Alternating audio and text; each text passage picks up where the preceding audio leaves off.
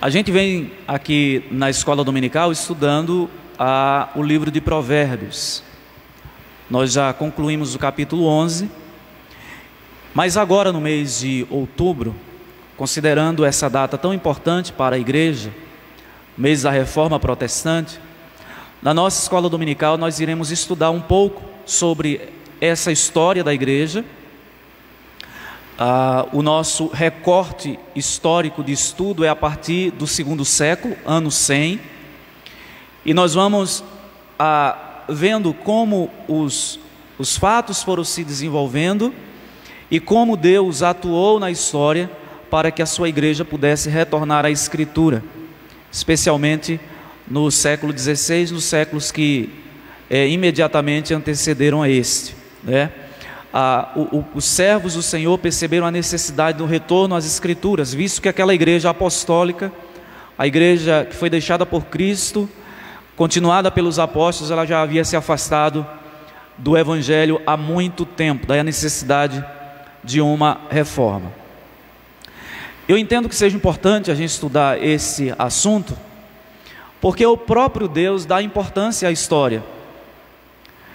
Quando nós lemos a história da peregrinação de Israel no deserto, quando o povo atravessou o Rio Jordão, eu gosto sempre de mencionar esse fato, porque ele é importante para a gente pensar na importância da história. Deus mandou Josué construir um altar de pedras, com um único objetivo: que aquilo servisse como um memorial, como um ponto de contato. E Deus disse a Josué: construa esse altar de pedras, porque os filhos de vocês ficarão curiosos e vão perguntar: o que é que isso significa? Por que esse altar aqui?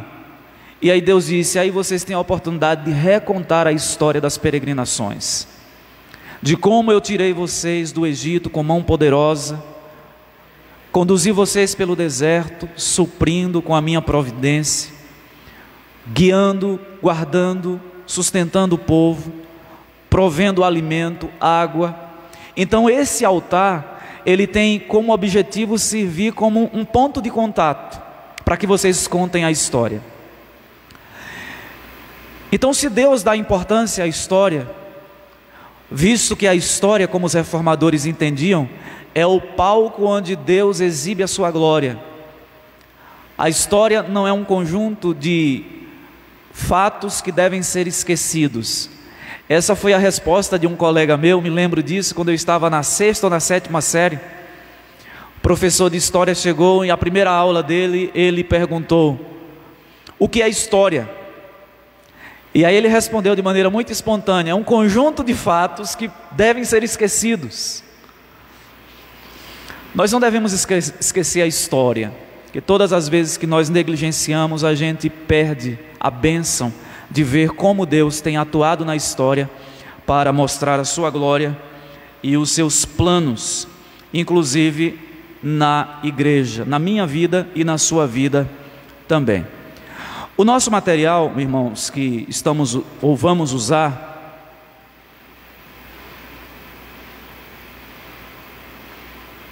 deixa eu já fazer uma apresentação desses livros.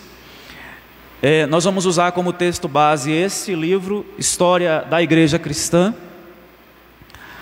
É um livro da nossa editora, escrito por Robert Nichols, um livro muito bom. Ele é bem resumido, se você quer conhecer um pouco mais a história da igreja, desde o período apostólico, depois como a igreja se institucionalizou no século IV, século V, vindo a surgir a igreja católica, depois as heresias, como elas entraram na igreja, os movimentos reformistas que surgiram bem antes de Lutero.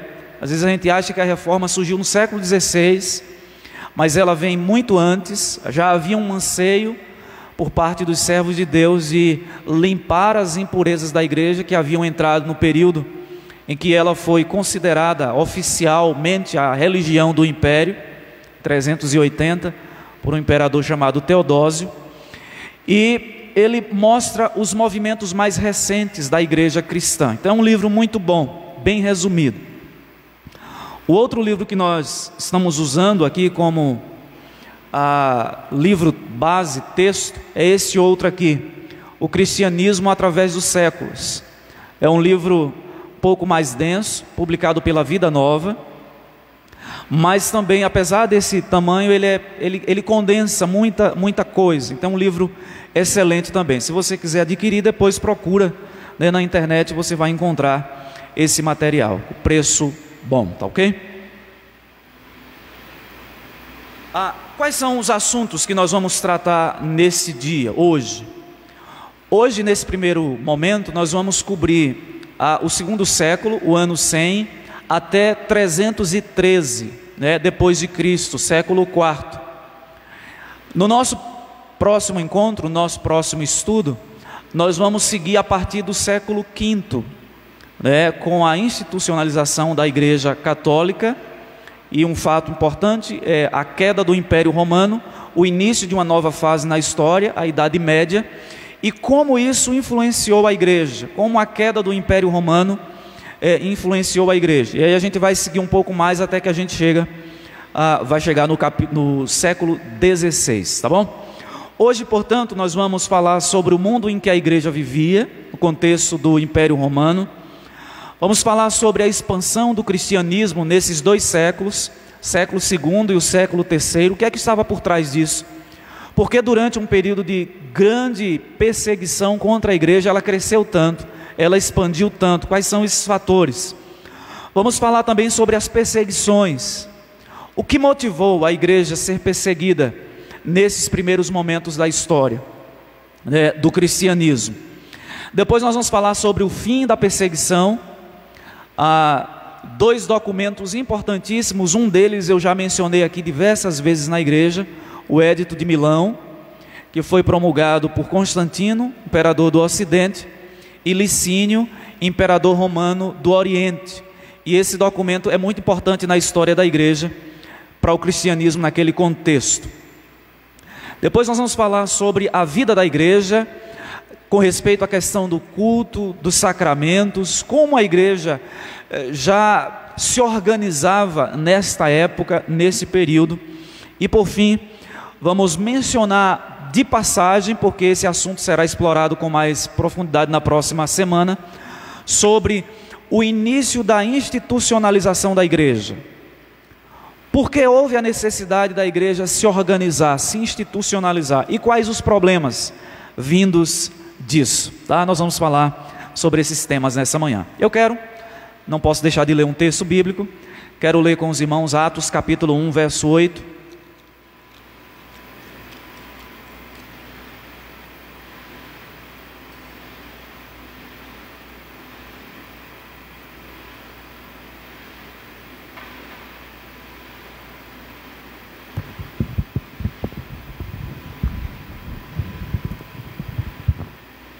Atos capítulo 1, verso 8. Nós não vamos fazer a exposição do texto, como a gente faz costumeiramente aqui.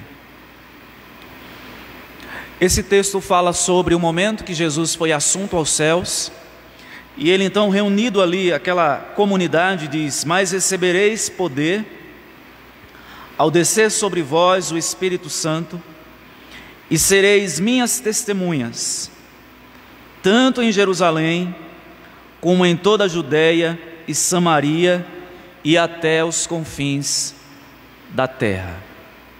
Sereis minhas testemunhas em Jerusalém, Judéia, Samaria e até os confins do mundo.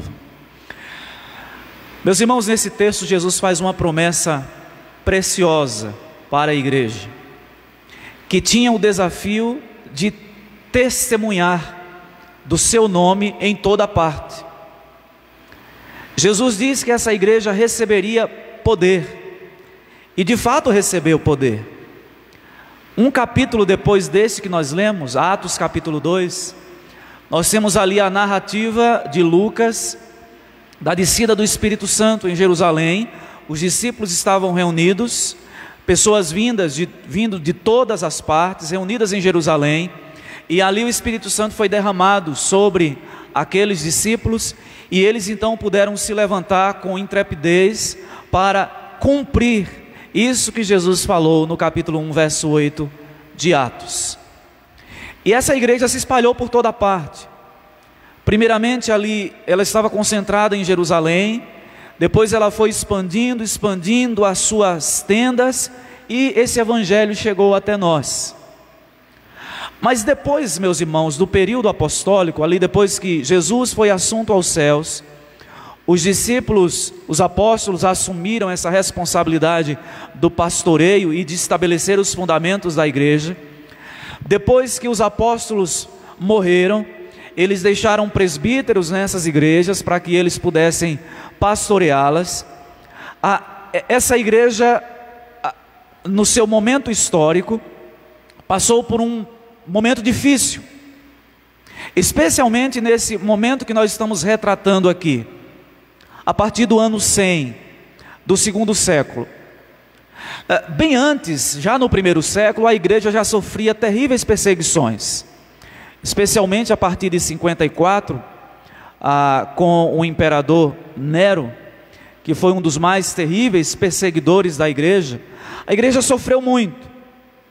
Nós temos as cartas do apóstolo Paulo, cartas também do apóstolo Pedro, onde eles falam da necessidade daqueles irmãos sofrerem, se necessário fosse, pagarem com as suas próprias vidas, por causa do testemunho, por causa do nome de Cristo. Então, é preciso que a gente entenda a igreja dentro desse contexto histórico.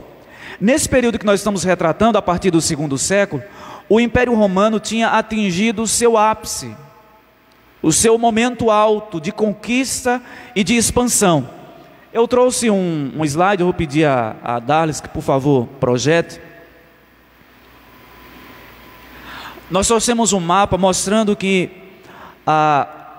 o Império Romano havia conquistado muita coisa, algo inimaginável até aquele ponto, até aquele momento. Essa parte que os irmãos estão vendo de verde, deixa eu pegar aqui a minha imagem para eu ir explicando para os irmãos. Nós temos uma parte azul, isso aí são os mares, os oceanos, e esta parte verde, eu acho que dá para distinguir, o verde mais claro, é o território do Império Romano no ano 117. Era algo inimaginável para aquela época. Conseguiu conquistar territórios e subjugar povos como nunca havia acontecido antes. Foi um dos impérios mais conquistadores que esse mundo já viu, que a história mais recente já viu. Mas esse império começou a entrar em declínio, começou a entrar em ruína.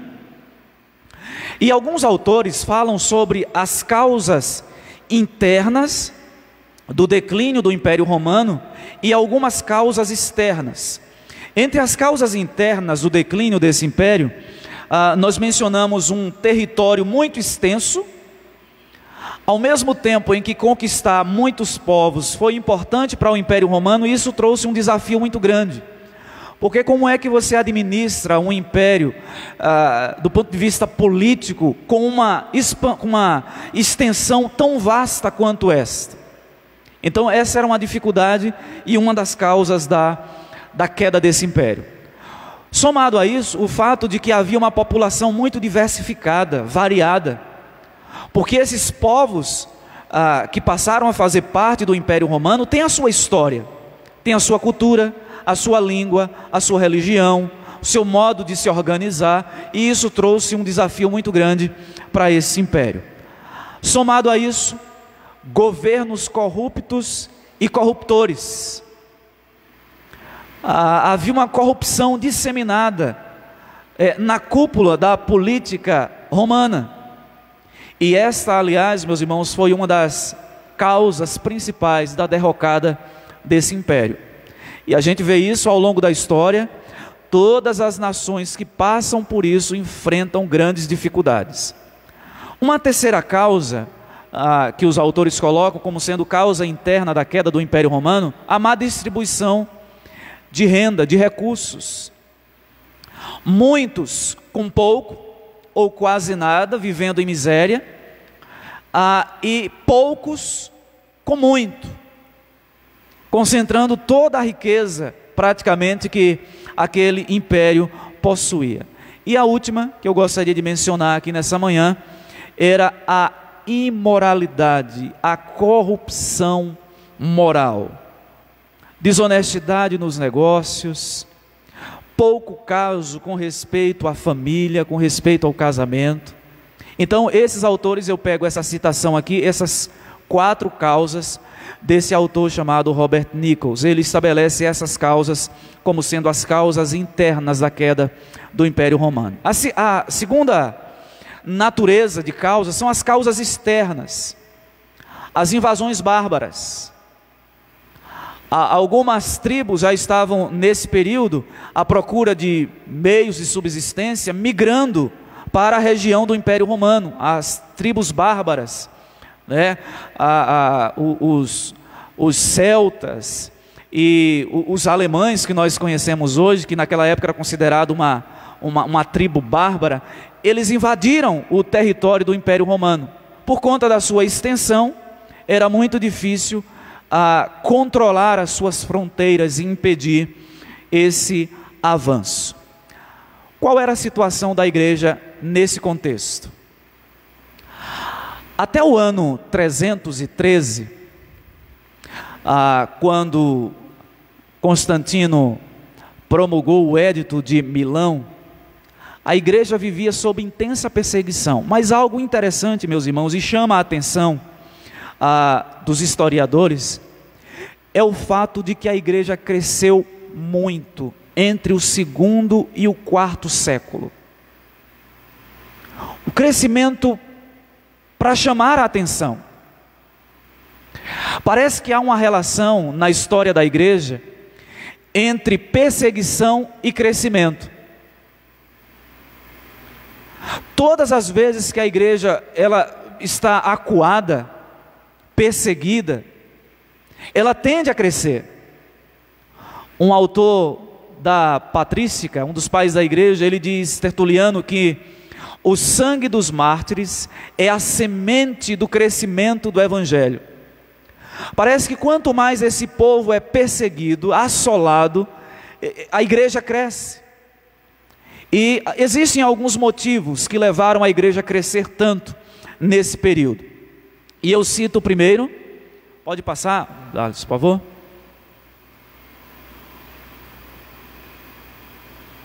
Pode passar mais um.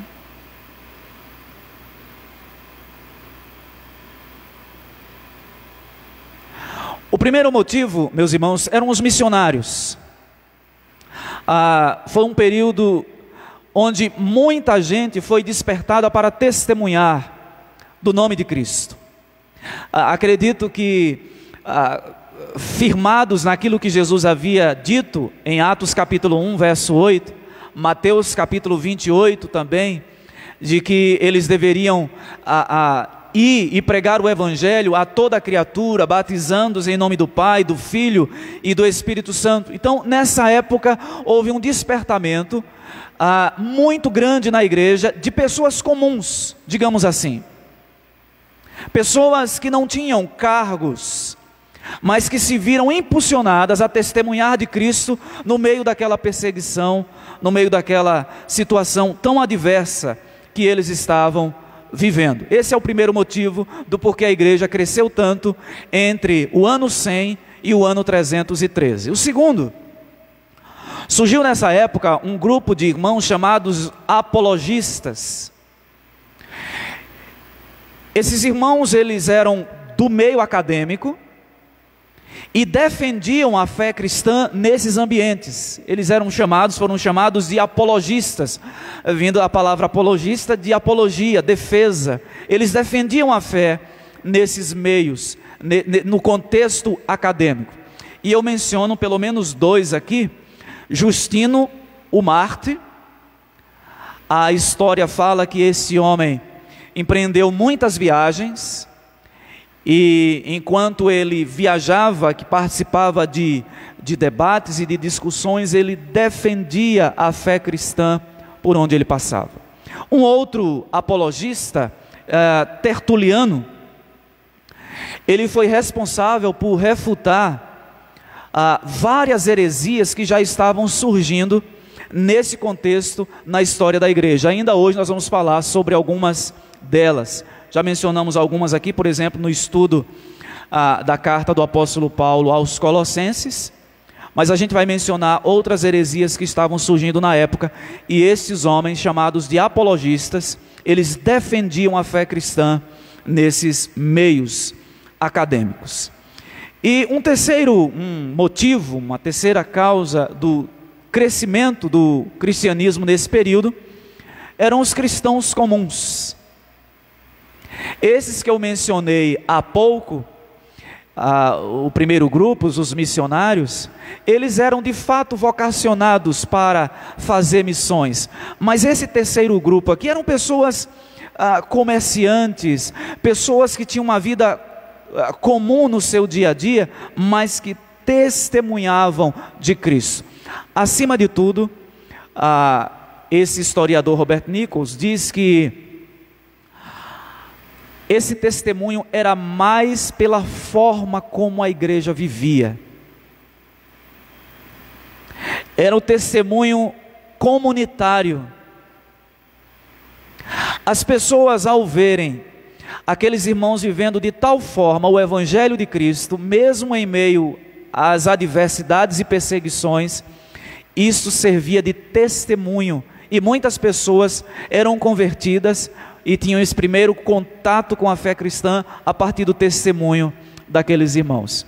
Isso me faz lembrar o que Jesus falou no Evangelho segundo Mateus, capítulo 13, a partir do versículo 34, quando ele diz que o amor entre os irmãos serviria como meio de testemunho. Ele diz: nisto conhecerão que sois verdadeiros discípulos, quando tiverdes amor uns para com os outros. Então as pessoas viam isso naquela comunidade, a fidelidade daqueles irmãos, mesmo em meio a tantas adversidades, e eles diziam: realmente tem algo diferente com esse povo, e muitos se aproximavam do cristianismo por conta disso.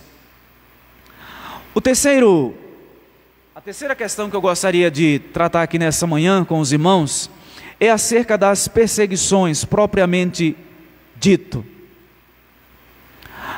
Como eu disse, a partir do século I, já a partir do ano 50, 54, as perseguições foram muito grandes contra a igreja. E na medida em que o tempo ia passando, essas perseguições iam se intensificando mais e mais. A igreja nessa época, ela teve que lutar em duas frentes. E daí a dificuldade. Por um lado, ela teve que se manter de pé diante das perseguições dos imperadores romanos. Por outro lado, a igreja tinha que enfrentar inimigos internos. Numa batalha, é muito difícil quando você tem duas frentes de batalha, duas frentes de combate. É muito mais difícil. Quando a luta se concentra num ponto só, é mais fácil. Mas a igreja aqui nessa época, ela estava dividida por um lado entre sobreviver às perseguições, e por outro lado, as perseguições externas, e por outro lado, resistir também diante das perseguições internas. Com respeito às perseguições vindas dos imperadores, qual era o motivo, ou quais eram os motivos? O império tinha a sua religião. A partir de um determinado momento, se instituiu no Império Romano aquilo que ficou conhecido como o culto ao imperador. O imperador era considerado uma figura divina, e as pessoas precisavam prestar lealdade a eles. Eles tinham os seus símbolos, os locais sagrados de culto, e todas as pessoas que viviam nos limites do império precisavam prestar culto e a sua lealdade ao imperador e também ao Estado Qual é o problema? Os cristãos só prestam lealdade a Cristo. Cristo é o nosso Senhor. A nossa lealdade é exclusiva a Ele. Por conta disso, os cristãos eram vistos como um grupo muito perigoso.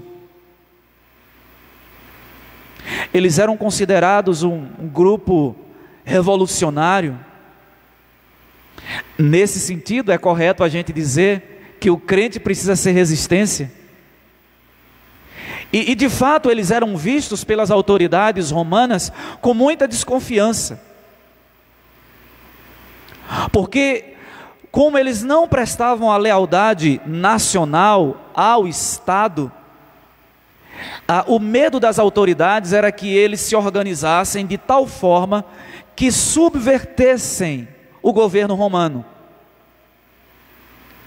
Eles inclusive diziam: olha, esse povo é estranho, porque eles adoram um sujeito chamado Cresto, né? Tem alguns escritos que falam sobre isso. Na verdade era Cristo. Eles se juntam e participam de algumas reuniões onde eles comem a carne desse Cresto e bebem o sangue dele. É um povo esquisito. E eles só prestam lealdade a ele. Isso fez com que as autoridades romanas se enfurecessem contra os cristãos que eram considerados por eles como anarquistas, ateus e traidores. Eram considerados anarquistas, ou seja, não se submete à autoridade central, ao governo central, ao Estado. Eles são ateus, porque não adoram, não seguem a religião oficial do império, e são traidores, porque não prestam lealdade ao imperador. Meus irmãos, esta perseguição, ela foi muito intensa, até por volta do ano 250, 260. E nesse período final aí, 250, 260, foi um período muito intenso, sob o império de Décio, um dos imperadores romanos cruéis também. Ele intensificou ainda mais a sua perseguição contra a igreja, e lançaram mão de todo o poder que dispunham, para poder extirpar do império esse povo que não era bem-vindo. Nós sabemos que um pouco antes na história, essa história é retratada inclusive nos livros de história secular, Nero queria uma cidade com o seu próprio nome, e a medida que ele tomou para isso foi incendiando Roma. E depois ele colocou a culpa nos cristãos. Então, vários elementos foram se somando para que essa hostilidade aumentasse mais e mais. Então, a partir do ano 260, houve um período de relativa trégua. Esse período é chamado de Pax Longa, e ela durou de 260 até aproximadamente 303. Foi um período de certa trégua para os irmãos, os cristãos no Império Romano. Agora as coisas amenizaram mesmo a partir do ano 311. E aqui tem uma questão importante que eu coloco como sendo o fim das perseguições, pelo menos momentaneamente. Em 311 foi promulgado um édito que ficou chamado Édito de Tolerância. Ele foi publicado por Galério, que foi um imperador romano do Oriente. Só que Galério, ele disse o seguinte nesse édito: que aquela perseguição contra os cristãos era insana. Ele só reconheceu isso. Não ordenou que ela cessasse, não tomou nenhuma medida nesse sentido. Ele só disse: essa perseguição é insana contra os cristãos, injusta. 2 anos depois, em 313, aí sim, veio um outro edito, ou edito, mais conhecido, mais famoso, que eu mencionei há pouco, logo no início, o Edito de Milão, que foi promulgado por Constantino, o imperador do Ocidente, e por Licínio, o imperador do Oriente. Por que imperador do Ocidente e do Oriente? Porque num determinado momento da história, o Império Romano se dividiu em 2, era muito grande, aquele problema que eu mencionei, era muito vasto. Então o que é que a gente faz? A gente divide o império entre Oriente e Ocidente, e 2 imperadores governam concomitantemente, simultaneamente. Então em 313, esses 2 imperadores promulgaram esse documento, dando liberdade a todas as religiões nos limites do Império Romano. Eu faço um destaque. Esse documento não oficializou o cristianismo. Isso veio a acontecer mais tarde, em 380, por um imperador chamado Teodósio. Teodósio, sim, oficializou o cristianismo como a religião do Império Romano. Muito bem, isso foi bom e foi ruim. Por que bom e ruim, pastor? Foi bom porque os irmãos puderam agora expressar a sua fé livremente. Mas foi ruim, meus irmãos, porque de alguma forma se entendeu que o cristianismo tinha um certo olhar carinhoso dos imperadores, especialmente Constantino. E o que foi que aconteceu? O cristianismo passou de patinho feio religioso para a religião bem vista, que todo mundo queria fazer parte, porque afinal de contas Constantino tinha uma certa inclinação. Ele inclusive fala de algumas experiências místicas que ele teve. Não se sabe se ele se converteu. Alguns autores, a maioria diz que ele não se converteu, Constantino.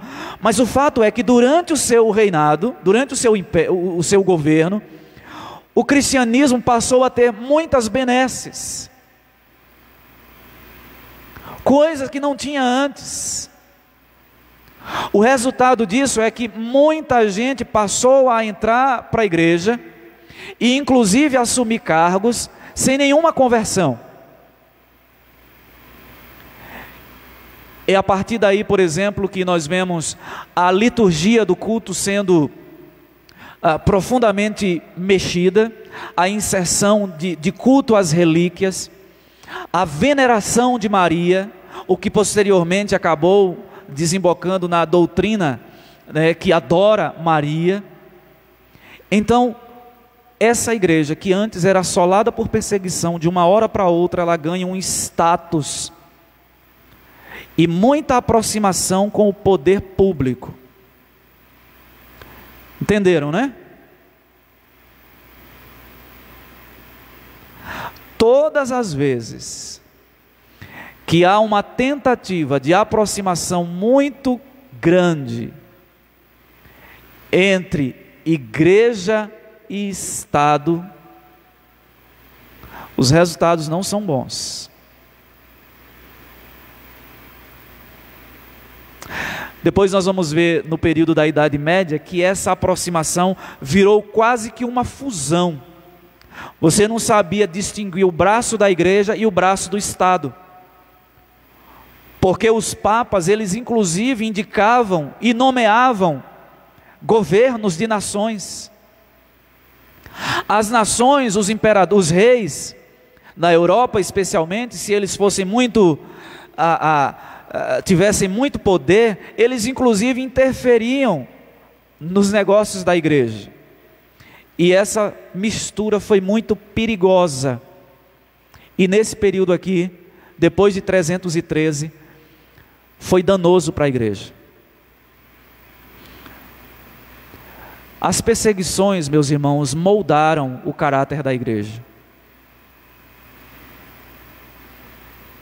Porque só seguia o cristianismo, continuava seguindo o cristianismo quem de fato era convertido. porque não tinha nenhum benefício, pelo contrário, do ponto de vista humano, era só perdas.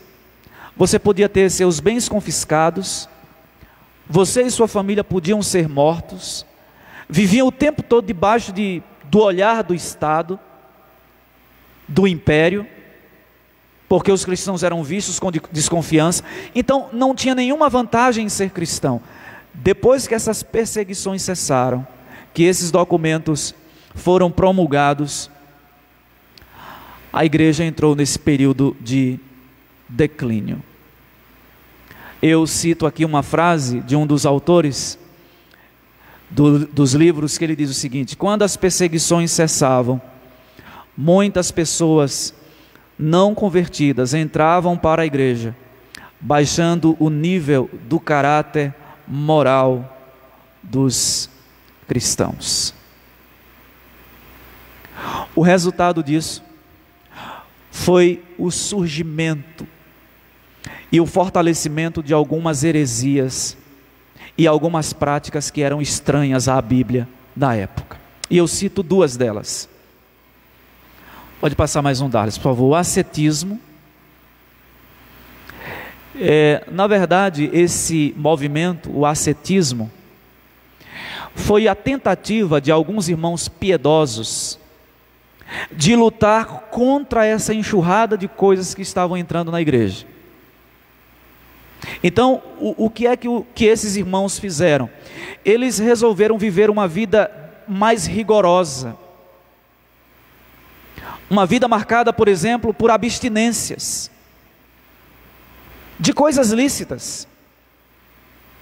Eles partiam do entendimento de que a igreja estava tão confusa, tão manchada por práticas antibíblicas, que eles disseram assim: nós precisamos nos afastar dessa vida. Partindo de um entendimento errado, de uma mentalidade dualista grega, de que todas as ações humanas, físicas, tudo aquilo que é ligado a esse mundo, à matéria, não presta. No segundo século, surgiu uma heresia chamada gnosticismo, que já estava lá, a sua semente, lá no primeiro século. Inclusive na carta aos Colossenses, Paulo combate essa heresia de Colossos. No segundo século, essa heresia se estrutura mais ainda. Esse dualismo, a ideia de que aquilo que é material é menos importante do que aquilo que é espiritual. E esses irmãos, portanto, desenvolveram essa prática, o ascetismo. Eles preferiram se isolar do mundo. É aí, por exemplo, que surgem aqueles movimentos, o monasticismo, que é a total abnegação das coisas desse mundo para viver uma vida mais elevada, mais espiritual. Nessa época, por exemplo, surgem os monastérios, os monges eremitas que viviam no deserto, que abriam mão de tudo, de conforto, renegavam os bens materiais, praticavam o celibatário, ou seja, não se casavam, porque partiam do entendimento de que todas as ações materiais aqui deste mundo, elas não prestam. E portanto eles desenvolveram esse ascetismo. Só trazendo aqui para os nossos dias, será que a gente não tem esse tipo de mentalidade dualista também? Eu acredito que sim. De alguma forma nós fomos impregnados com isso. De alguma forma na nossa mente às vezes passa a ideia de que aquilo que nós fazemos para Deus na igreja é mais espiritual e mais aceitável a Ele do que aquilo que nós fazemos no dia a dia, as nossas atividades cotidianas. Então, quando eu estou envolvido diretamente com as coisas da igreja, aí eu estou exercitando a minha espiritualidade. Mas quando eu estou fazendo as coisas do dia a dia, as coisas comuns, às vezes passa na nossa mente aquela ideia de que nós estamos sendo menos espirituais. Isso é dualismo. O pensamento bíblico é de que todas as coisas são corretas, ordenadas por Deus, são válidas e aceitáveis diante dele. Então, desenvolveu-se primeiramente esse tipo de mentalidade para fugir dessas impurezas que haviam entrado na igreja. Desenvolveu-se o ascetismo. Segundo, o legalismo. É parecido com o ascetismo, mas a ideia de legalismo aqui tem mais a ver com você impor normas, regras muito rígidas a você. Por exemplo, jejuns severos. É errado jejuar? Não. Mas é possível que o jejum parta de motivações erradas. É errado orar? Não. Mas é possível que a oração ou o seu momento de oração parta de uma motivação errada. E era isso que estava acontecendo. Esses irmãos impunham regras rígidas e pesadas a si mesmos, com o intuito de fugir daquilo que a igreja, do caminho que a igreja estava entrando naquele momento.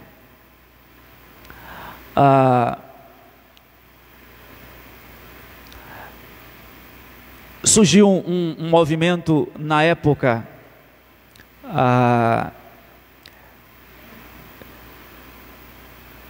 que os donatistas, eles entendiam que a igreja tinha deixado de viver na dependência do Espírito e que essa igreja precisava voltar a viver na dependência do Espírito, como foi no período bíblico. Era uma reação, por exemplo, à institucionalização da igreja. E eles diziam que a igreja precisava novamente a viver sob a orientação do Espírito. Ou seja, saíram de um extremo e caíram no outro, porque esse movimento é desse movimento que surgem os movimentos carismáticos mais modernos. Ou seja, tudo aquilo na igreja que de alguma forma tenha cheiro de ação humana, a gente deve renegar para viver exclusivamente sob a orientação do Espírito Santo. Nesse período, já passando para uma nova fase, um novo ponto, com respeito ao culto e aos sacramentos, um dos autores, o Nichols, diz que em meados do século II, era já comum ter-se no dia do Senhor, o domingo, uma reunião para a leitura da Escritura, oração, cânticos de salmos, hinos e a pregação. E essas reuniões eram encerradas com a ceia do Senhor. Então, já ali nos primeiros séculos, a igreja começa a se organizar a respeito disso, de como o seu culto deveria ser. Agora, meus irmãos, no primeiro século, a igreja não tinha ainda uma organização. Eram igrejas independentes. Elas eram lideradas por um corpo de presbíteros e diáconos de igrejas locais, e não havia bispos. Bispo aqui no sentido aquele que supervisiona uma determinada área onde a igreja está. Bispo aqui não tem a ver com hierarquia, como as pessoas pensam hoje. Na hierarquia evangélica é da seguinte forma: o membro, depois o diácono, presbítero, pastor, bispo, apóstolo, e aí daí por diante. O bispo na Bíblia não tem a ver com hierarquia, tem a ver com uma função do presbítero, do pastor, que é a supervisão de campo. Então, nessa época, as igrejas não tinham uma organização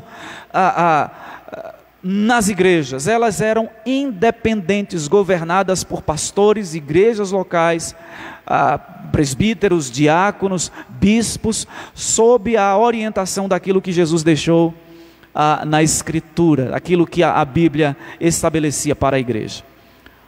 Mas a partir do segundo século, começa a surgir algum tipo de organização. Começa a aparecer uma organização eclesiástica.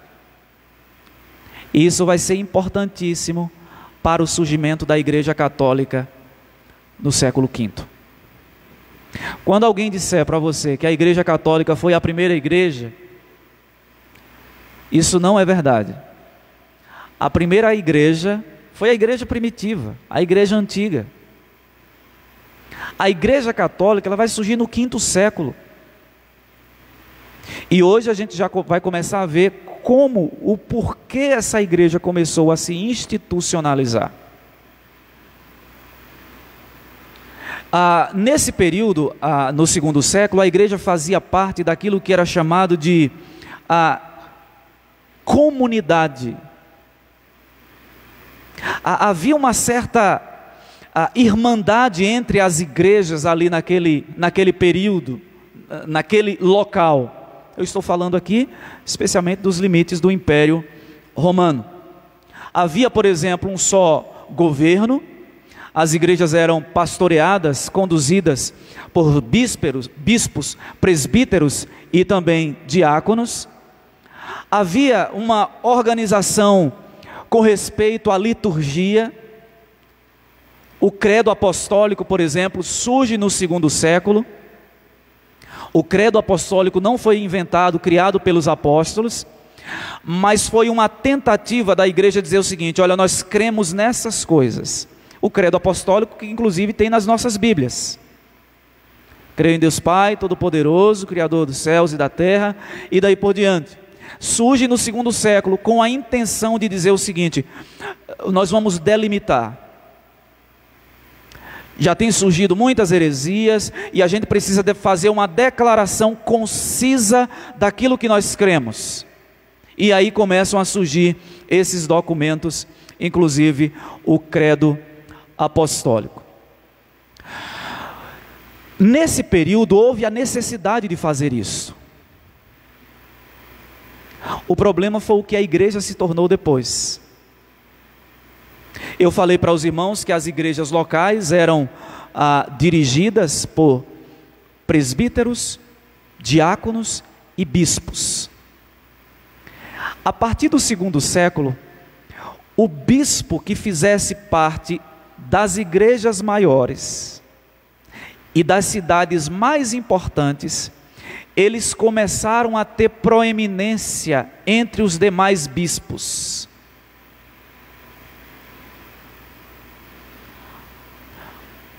O bispo de Cartago, o bispo de Hipona, o bispo de Alexandria e o bispo de Roma.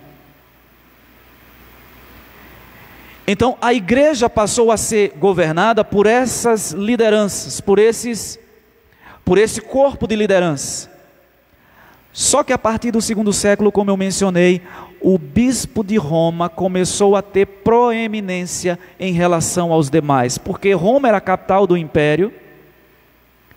As reuniões mais importantes, as decisões mais importantes aconteciam ali, onde tudo de fato acontecia, do ponto de vista político, econômico, tudo acontecia em Roma. Então esse bispo ganhou proeminência. E isso foi um passo muito curto para que, posteriormente, isso vai ser assunto do nosso próximo encontro, o bispo de Roma, ganhando proeminência, passasse a ter essa proeminência de maneira definitiva sobre os demais bispos. Aqui nós temos a semente daquilo que se tornou posteriormente a instituição papal. O bispo de Roma se sobressai aos demais. A sua palavra tem mais autoridade, mais peso diante dos demais. E isso é um passo curto para que ele ganhe o status de chefe, de cabeça da igreja, de pontífice, ou seja, aquele que constrói pontes entre os homens e Deus. Meus irmãos, nós sabemos que as portas do inferno, como diz a Escritura, não prevalecerão contra a igreja do Senhor. Mas isso não significa dizer que essa igreja não enfrenta lutas e adversidades. Essa igreja se levanta para pregar o Evangelho no poder do Espírito, ordenada por Cristo, mas essa igreja enfrenta dificuldades. A igreja do 2º ao 4º século tinha suas dificuldades. Enfrentar o Império Romano, as perseguições sangrentas, as heresias que já tinham surgido no próprio contexto da igreja, como o gnosticismo no 2º século, mas foi a igreja que se manteve de pé. Em alguns momentos parecia que ela ia sucumbir, mas Deus sempre mantém uma geração que não se dobra diante de Baal. Deus sempre mantém no meio da sua igreja um povo firme. Nós temos desafios parecidos hoje para enfrentar. Nós não temos o Império Romano, mas a igreja hoje tem enfrentado desafios muito grandes para se manter firme na doutrina bíblica. Uma enxurrada de coisas tem tentado entrar na igreja. Perseguições ao longo do mundo, no contexto do mundo todo, têm sido levantadas contra a igreja, perseguições. Mas Deus tem mantido o seu remanescente fiel.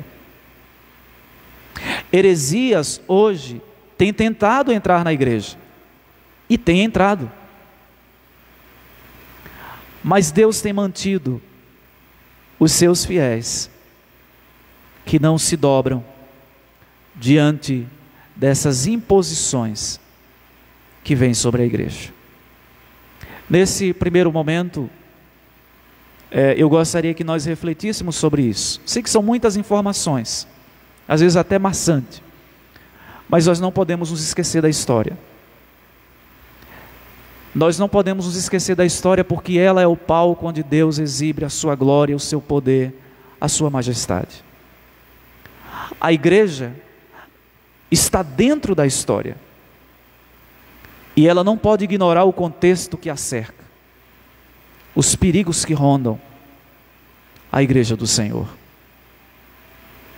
Essa igreja hoje, ela precisa continuar se reformando. Sempre há necessidade de uma reforma, no aspecto coletivo, institucional, mas acima de tudo, no aspecto pessoal, uma reforma pessoal das nossas vidas. Vamos orar nesse instante ao Senhor?